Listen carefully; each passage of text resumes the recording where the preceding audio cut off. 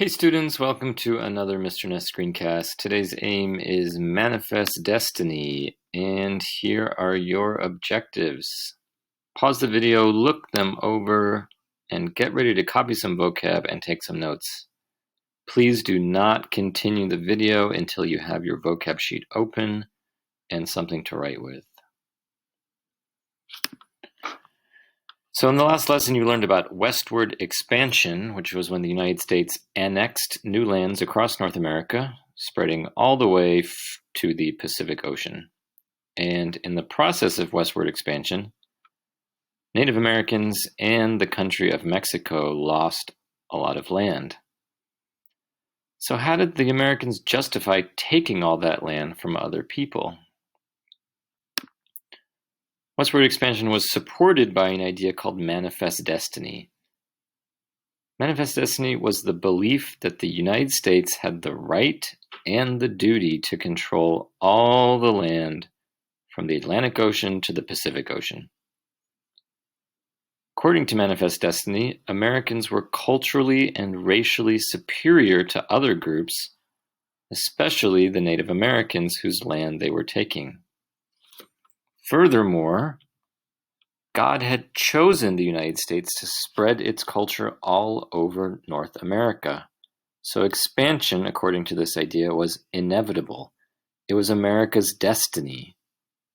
So, Manifest Destiny said that America could and should conquer new lands. You might be thinking that this idea is similar to the white man's burden, which you probably learned about in global history. And you are correct.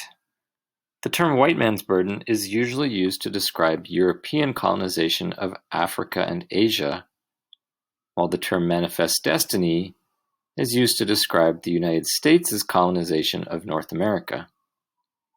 But both of these terms justified imperialism by arguing that white people were superior to non-white people, and therefore had a duty to take over their land and spread their civilization.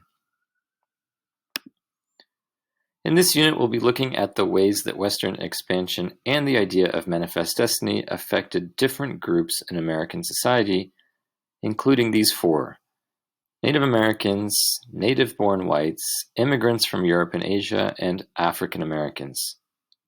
Let's go over these groups quickly so that you don't confuse them. Native Americans were the original inhabitants of North America.